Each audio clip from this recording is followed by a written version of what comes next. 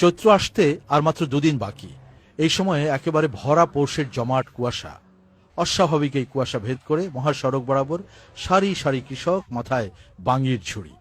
ভোরের আলো ফুটতে না ফুটতেই লেগে গেছে বাঙ্গি বাজারে পাঠানোর উৎসব।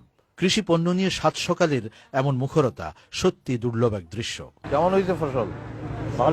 বাজার কিরকম? বাজার ভালো আছে এখন। বাজার ভালোই।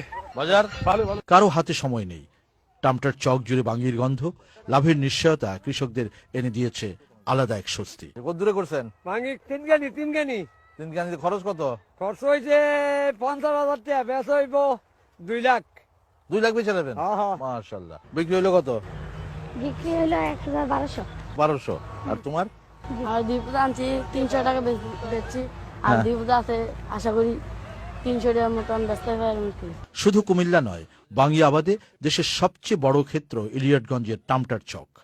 বহু যুগের এই কৃষিপণ্য এখনো এখানকার কৃষকের কাছে যে কোনো ফসলের চেয়ে দামি। একানি ক্ষেত্রে মনে করেন খরচ যায় বেশি হইলে, অতিরিক্ত হইলে 15-16 হাজার টাকা। আচ্ছা। আর আমরা বেশি একানি ক্ষেত্রের মধ্যে কমপক্ষে নির্মস্থলে অফ করে 30-35 হাজার টাকা। বাঙ্গিটা লাভ আমাদের। আমি এক কানি করছি, খরচ হইব 4,000 টাকা খরচ, আর 20,000 টাকা মতন বেচা হইব।